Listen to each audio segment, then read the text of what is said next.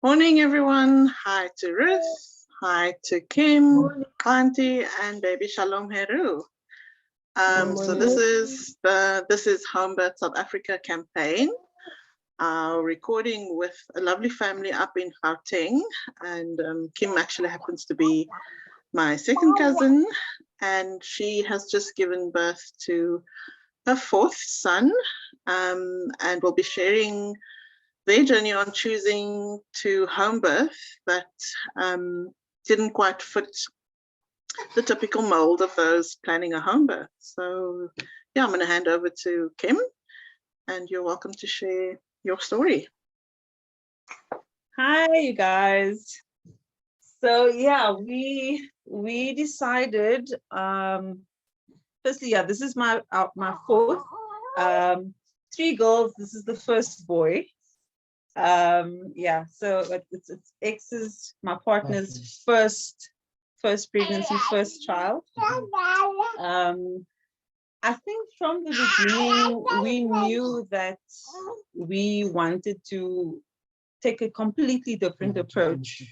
Yeah, as opposed to what my previous pregnancy and previous birth experience was, which was quite traumatic. And X, in meeting him and going through, actually finally speaking about it, because I found myself actually keeping a lot of that trauma to myself. He actually, in speaking and sharing with him as well, when finding out that we were pregnant, it really sort of brought to the surface all the reasons why we didn't want to go that route, and how important this choice was, because it was going to aid in, it was going to facilitate in my healing. My previous birth was a premature birth. I went into labor a month early, and with Silla, and yeah, she had to stay in the hospital for like a good few days, and I was admitted. I was in hospital for 14 days. My experience at the hospital itself was, yeah, it was terrible. What I witnessed and understood from that experience is that I never wanted to be within the confines of a space like that the next time I brought a child into this world. And so we really did our research. We are very holistic in how we approach life. So we wanted our baby to enter this world in a space that was completely just peace and love, and absent of everything that is the inverse of that. So we did a lot of research around what we were going to do around when it came to the pregnancy. At first, hey, we were like, we're gonna go and we're gonna see a gynae, just for the first checkup. And then eventually we're like, no, you know what? I felt like, oh, come here. I felt like this is my 4th pregnancy, and I wanted to trust my body. I wanted to give my body and my mind more credit, because I think there was so much doubt because of my last experience. I didn't trust my body anymore. I felt like I felt like it failed me and I failed it. So it was like this was important for us to do, so that I could remind myself, my consciousness, what she's capable of what I'm capable. What we were big on was getting her body prepared and ready for it as well. So like she said, living holistically, I think we got you working out a lot as well. So like, yeah, we were training a lot. We were just really getting her body prepared for it. So sea moss, pumped really good herbs into her, you know what I mean? Eating very green at the time. I think we even went fully vegan at the time, yeah. So yeah, it was a lot of preparation, getting her body ready for it as well, you know? And just helping her to get to believe that she can again, you know? Were there any moments of doubt sort of in your preparation? I mean, were you sharing your intentions with anybody and coming up against backlash? I think we were afraid to share too early Yeah. because we were afraid that, yes, we were definitely going to meet a lot of that. Yeah. And we did meet a lot of that once we had already decided to do it. People were like, are you sure you should go, you know? Did you vaccinate? Did you, you know? Oh no, is the baby okay? You know, so there's a lot of that going on. Yes, there was a whole lot of backlash. Yeah. There was a whole lot of backlash. But when they see him and they see that he's healthy and happy, there's not much that they can say to that, you know? Yeah. Especially, I mean, also Lana speaking to you really also helped tremendously because we chose a wild pregnancy. Like, yeah, so the nerves were, so yeah, it was like nerve-wracking. There were many moments where we were like, you know, when you start doubting because you fall into the program of what you used to, and what you used to do in the past. So it's like, should we run quickly and go to the hospital? And because it was also a first for you because you've never actually done it at home. So yeah, it was a first for both of us. So it was kind of scary and nerve-wracking, you know? Especially when the pain started kicking in. Yeah, it got real. Yeah. But I think, yeah, to choose to have a wild pregnancy, we understood that we had to take full responsibility for any and everything that was going to happen, and we were prepared for that. We had complete and utter faith in the process, and we believed that we knew this is something that was innate. It's inside of us. We trusted. Eventually, we trusted each other and the process. We trusted him. You know, we trusted him. We knew that he was going to communicate with me internally, and I was going to feel, because this is just how we are designed. This is what the body and the process of being pregnant, you as a woman, for me, and I mean, this is just my experience. It's not to speak on anybody else's behalf, of course, but I believe that, you know, you can feel. It's a constant communication between you and your baby. And I decided, like, many times, the inverse of, instead of running, I was like, you know, trust the process. But when you do have waves of doubt, it was really good to have a partner that is like completely involved. We weren't separate at that time. X and I were just one, completely one. And I don't think I would have gotten through it if the dynamics were not that. So yeah, but it was just important for me to always just keep a cool head for her, you know, and just be strong for her, you know, and be there for her, you know, even though it was at times getting very scary for me as well. But I couldn't show it, you know. Yeah. So could I then ask you, X, because it is oftentimes the male partner that has more doubt. So usually, you know, a woman is very trusting and she's generally the person driving that desire. So as a partner, you know, most men want to trust and support, but they have their own doubts. How were you, what was your process to feed yourself? That's very true what you said, because when I even speak to some of my guy friends and I tell them that I did what I did, they are so shocked, like, how the hell did you go through that, you know, as a man? So I guess with me, it's very different. And I am very different, I feel, because I enjoyed the process more than anything, you know. I was excited for it. And I just knew that I needed to be there for her, because this is a scary thing for her, you know, more than anything. You know, if I'm feeling any doubt or anything, you know, that's because there might be some building up in her, and I need to be there to support and eradicate that and get that out of the system quickly, because I need her in faith. I need her strong, you know. So I just needed to always be there, you know. It wasn't easy, but yeah, you know. I have strong faith, you know. I work a lot on myself spiritually, so I think that helps a lot with with who I am, you know. And I find also- myself, No, sorry. I find myself, you know, digging deeper into myself, just in meditation a lot, and just to keep the whole system calm and everything, you know.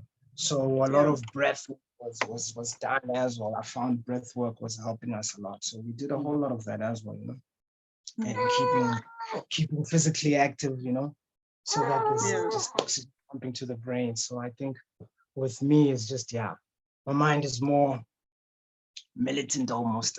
So I just try to keep myself very disciplined and focused on getting this thing done and getting it done correctly. You know? Yeah, I mean, it sounds like you're really a rock for Kim, which is just, I mean, I think, you know, as much as, you know, when we choose to free birth or to choose autonomous birthing or whatever you want to call it, you know, birthing outside the system, there's that thing of standing strong and being independent, but at the same time, you know, being pregnant and needing to be soft and needing to be able to let go. And so who is holding you when, you know, the medical system or the caregivers that, you know, are in your sphere don't meet that need of providing that feeling of safety and strength. And so it really sounds like you were able to be that rock, that lighthouse, and that you were really a strong unit. So that sounds like that's a really key ingredient. It's just to allow. Yeah, exactly. But I'm just also wondering, you know, what resources, you know, like on the one hand, like I say, like it's so beautiful to be able to trust and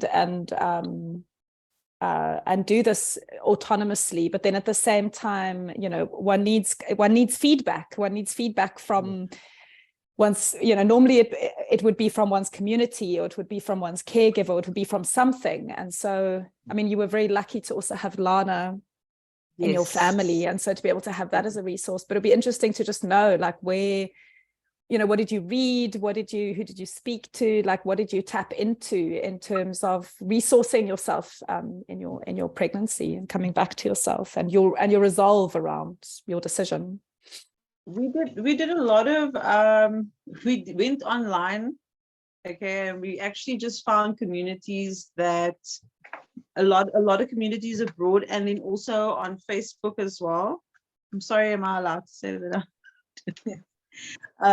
Which is the VBAC page that Lana had suggested to me, because initially with Sila, I wanted a VBAC because I had 2 C-sections, and with my oldest, I had a natural birth, and this was going to be the first time I had birthed naturally post 2 C-sections. So it was very important for me to understand the body, what the weak points were around my pelvic area, if any, which I don't believe is weak. I believe it just gets stronger. That's the body. It's designed to reinforce itself wherever there was previously an incision. So I did that. X did that as well. We both sat and read extensively. We read a lot. We watched a whole lot of home births as well. Yeah. On YouTube and all that. So, And so on a lot of that. and also followed, like, there's a lady, and I forgot her name, pardon me. She's on IG as well, and she does courses on wild birth. And I think Lana had suggested that woman to me as well, but we didn't do a course. We really just did our own research, and we listened to other people's birthing experiences around free birth.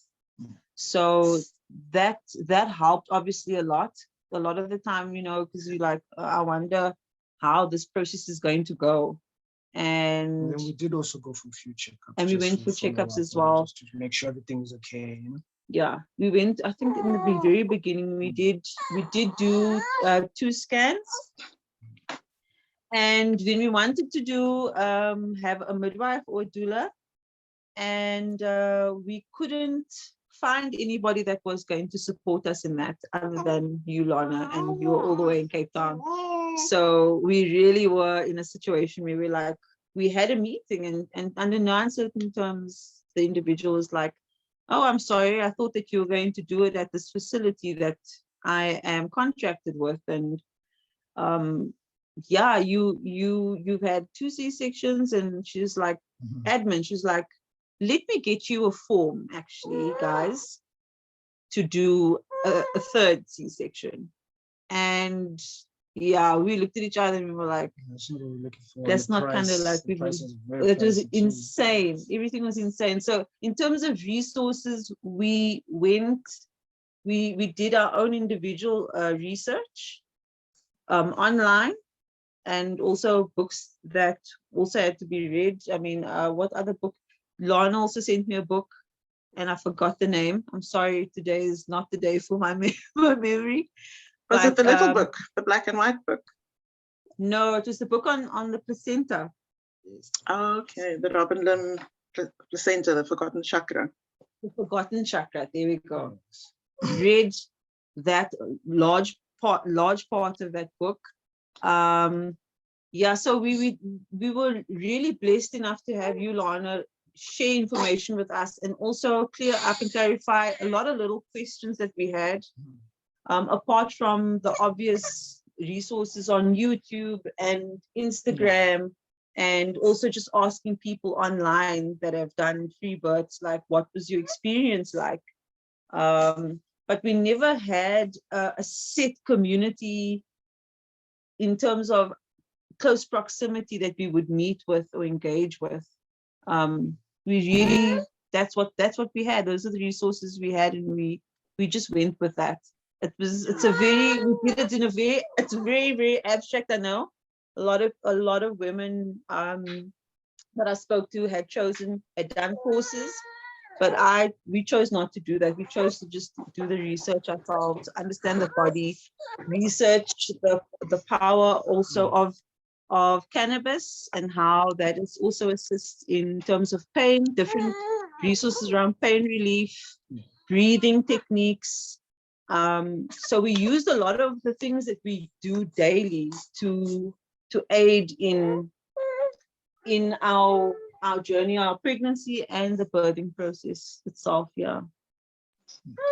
So if you guys wouldn't mind, then just going forward to the actual labor and birth, yeah, just briefly describing what that was like. Wow. Okay. It was like a grueling, how many hours? It was, we were in slow labor from about Friday. It started because I was due the 29th of September. And when that date had passed, I was like, oh, well, it's probably going to be another week or 2, because in the past, my other babies, they usually just don't want to come out on even close to the date. So I had already in my mind, I was like, no, babe, he's probably not going to come. And by the way, we knew it was a boy. Completely gut feel, we just knew it was going to be a boy. So we decided, he went about his business, went to training and stuff, and I was just at home. And then I think at about 4:30 on Friday afternoon, I could feel him drop, and the contractions the Braxtonics were getting stronger, much stronger than usual.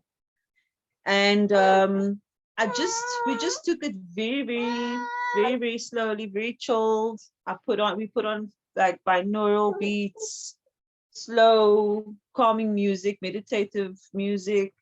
I breathed a lot, took a lot of warm baths. In the beginning, though, it was a whole lot of pain. I don't think we were doing a lot of breathing, of which I wished. Yeah, that's towards the end. I wish I had given her the advice to breathe a lot earlier, because I would have saved her so much pain. I think it's once the pain got really hectic and I felt like very desperate with our backs against the wall. It felt like she was in a whole lot of agony. And I was like, I need to do something. So I was just like begging her to breathe, and I was holding her. And yeah, eventually she just started getting into the rhythm, and it helped. And then that's when the baby started coming out, you know? So I think the breathing thing and they say it a lot. It helps a lot. I wish I knew to tell her that even earlier on the days where it was just pains happening randomly. The breathing helps, guys. It helps a lot. Yeah. So, That did then, help. and then I got her to breathe a lot. And yeah, we started in the bath. She was in the bath at first with the water. And I think it just got too uncomfortable for her. She was restless, moving up and down. This is all before the breathing and everything. Eventually, we resorted to her standing. So she was standing, and we had laid out, what are those, sleeves and everything on the floor. And In our bedroom. Was that how you gave birth, Kim? Standing? Yeah. Yeah, I gave birth. First I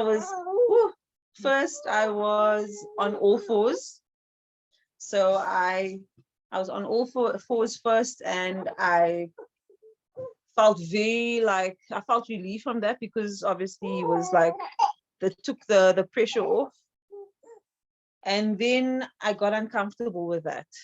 Then I got into the bath, got out. It was very similar to the birthing experience with Niana, with when you doulaed me. And but at least this time I wasn't as aggressive in my not being able to handle any noise and sound. And then I was like, I actually hate this water. I can't actually deal with it anymore. Then I got out. Then I squatted a lot. But then I could feel that the pressure was a little too much on my anus. And I remember in the past I got hemorrhoids because of the last two pregnancies. And so I was like a little concerned about that. So I was like, okay, you must just support me over there.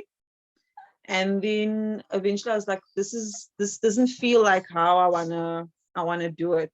I just felt uncomfortable. And so I went on one knee with one leg up, and that's how I gave birth. Completely unclothed, and X also was completely unrobed. We wanted to do it in that way. It's not for everybody, but we wanted to do it in that way. I needed to feel him. I needed to have him close to me. I needed to feel his skin on my skin. It made me feel, it calmed me down. Sitting right behind him most of the time. There was a step we had. Yeah, we had a little step on the stepping stool that I sat on. Because I felt like it was gonna help more, so that he could support me at the back and I could sit at the edge of the bottom one. Oh, Shalom. Sorry. I'm sorry, Boo-boo. Okay. I'm so sorry. Sorry. So and then eventually he started crowning. He was incredibly calm, which was amazing. I was so proud of him.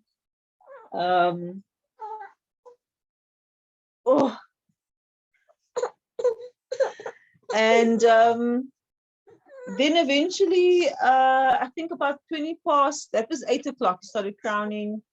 And then I think just after 8, he came. I didn't have to push that much. A lot of it was almost like he came out. It was just so much, I don't know. I felt like Shalom actually just kind of almost just slid out. The contractions were way more like, that was the drama. Quick. It was smooth, it was quick. Yeah. Once he came, and then I just caught him. And then I came around the back to her and I caught him, and he came out quick, smooth. Shane, there was a little, you wanted to be in the front, but you needed to be able to also catch him. Leaning forward, so that was a bit, and the thing about birthing, I think, at home, for me, from like now that I've experienced it, is that when you hear your neighbors talking whilst you are whilst you're busy pushing. I think for me, I was like, yeah, everything just becomes so much more heightened, and it's obviously 16 years as opposed to 16 years, 17 years ago, and then now. I mean, the other two deliveries were C-section, so you don't really pay attention to those kinds of things. Your body doesn't have the same chemical reaction when you are delivering vaginally. So with Shalom, I felt like I could hear, like everything was heightened, even the buzzing of the fridge, Those are little things that I didn't preempt that would sort of work on my subconscious whilst I was in labor. So that was also pretty interesting. But yeah. So Kim, just to forward to, all this time that's now passed since his birth, but if you can recall sort of, that's the first days, the first weeks and months, in retrospect, what has come up for each of you, both of you, having had this experience? Definitely that we want to do it again. But next time, yeah, we are definitely planning for another little one. But first giving the body time to heal, of course, and the mind. But I think what's come up for us is that I think next time we do it, we decided that we definitely want to get more into understanding the implications of, how do I put it, the dynamics around support, in that time frame. Both of our families are quite a distance from us, and so we only had each other. And we thought that, we can just, we got this, and we do have it, but it definitely, it needs support. You do need more support. I think, coming out of it, more support, if we could have more support the next time around, and more breathing for me. I think the breathing would have helped, because she was losing it. the cue to breathe. I think more. I think next time, even maybe joining or having, I don't know, even maybe starting a group where there's more support around mommies and daddies in the space of free birth, because it's not a space. Sorry, my baby. Oh, sorry. I know. Somewhere where you can just ask somebody who's actually been through this thing, You just reach out and just be like, hey guys, I'm going through so and so, what is your experience, I think especially within the Joburg space, because we know Cape Town has that. When you guys are there, it's amazing, the resources and the community there. I don't know if we didn't dig deeper enough into that space here, but I will say that majority of the people this side of the world, when you do have conversations, a lot of women choose to have C-sections, and I suppose it's because of the space. Energetically, it is a faster city. People choose when they want to give birth, and they'd like to have that option, because it makes it more practical for them. They can plan it. They know they're going to go in on this day. They're going to have an induction, or they're going to have a C-section. I suppose, I think that for us, I think like we said, more support and more community based engagement around free birth is what I think we would want to do differently, and also have, I think by then, a more broader understanding of the different herbs and stuff, extra herbs, extra the herbology around being pregnant, what additional things we could have used and taken to cope with pain, and also just to nourish the body. I think that's what we would have wanted to do. We will do differently or better next time. Were there any, sorry to interrupt, were there No, no, any, did you come up against any sort of negative pushback after the fact? Or have people sort of just been more enlightened by your story? Whew, my family, we didn't tell them from the get-go that we were having a wild pregnancy. My mother and my family was, and his family, they were completely oblivious. They thought that we were attending gynae sessions, and we were doing checkups, and I would lie to my mother and say, yes, no, everything's fine, the baby's fine, I'm fine, blah blah blah. It had to be done because we were so concerned of just negative energy, and them putting doubt in us, when we're already dealing with we're already under so much pressure. So we just don't want to hear no negative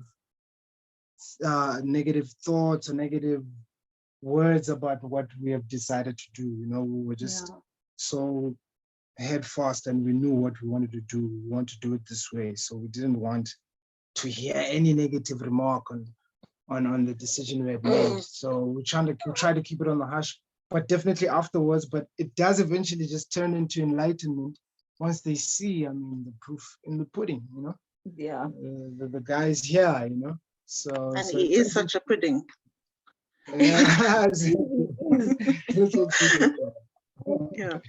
But Listen, guys, we did get negative feedback, even from friends. It's like, you want to come up with a victory story and say, hey guys, guess what we did, guess what my body did, and as opposed to being met with, wow, that's amazing, it's like, wow, that's crazy, like, that's so dangerous, how could you guys have done that? Like, are you okay, friend? I really think you need to go to a hospital. Hey, like, what about the baby? And also with the elders asking all the time, like, don't you think you should go and have him checked out? And it was like, whoa, we're really glad that we didn't actually divulge the information prior, because imagine if we were met with this after the fact.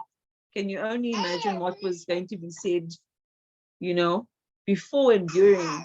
So it really is about, look, whether people have a medical person at their home, but sometimes it is just about it is very much about protecting your process. And at the end of the day, it's just between the three of you that need to weather the birth. And as you say, taking that responsibility. For some people, that is a concept beyond what our daily lives are like. Like, we're taught to outsource our health, our strength, our faith.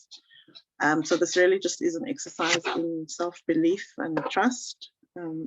So thank you both so much. Ruth, I don't know if you want to add any last words, but just in terms of closing up. Well, I really appreciate you taking the time to come and share this with us, but also with, becoming a resource yourself. It sounds like you really had to navigate this in a way where you had to guard yourself in many ways, but also, find the resources that fed you, but also protect yourselves. And one of the things you've spoken about is kind of the need for community, a community that reflects and mirrors your belief system and supports you in your decision making. So I just want to offer my gratitude and appreciation that you are becoming that resource for others in South Africa, especially. And I think like so often we have to reach out to American stories or UK stories or Spanish stories or Australian stories, and it can seem very other. It can just seem so far away. Like, is it actually even possible within my community or within my context? And you are living proof that it is. And so I just really want to thank you. It's really really wonderful. Thank you. Thank you so much, guys. Thank you so much. We hope to be that for others, and we do hope that our story does encourage other couples to consider, to consider doing it, taking it from taking a different route, and to trust themselves in the process. If that is the choice that you've made, there's a reason why. Trust your body, trust yourself, trust each other, and trust your Baba. We know it's not for everyone. We understand that, if push comes to shove and you need to make a different choice because of whatever medical reason, that's fine. But we do want to encourage people to choose to do it that way, if that is what you want, and to follow through in the process, because it is possible, and it's so enriching, it's so fulfilling. It's wow, it's a win that nothing can compare to that win. Yeah, when you come out of it. Beautiful. And it's built a deeper connection between the three of us. Yeah, definitely. Oh wow, yeah. Yeah, I can see that. You can sense it. Thank you so much, Ruth. Thank you so much. Thank you guys. so much, guys. Thank you.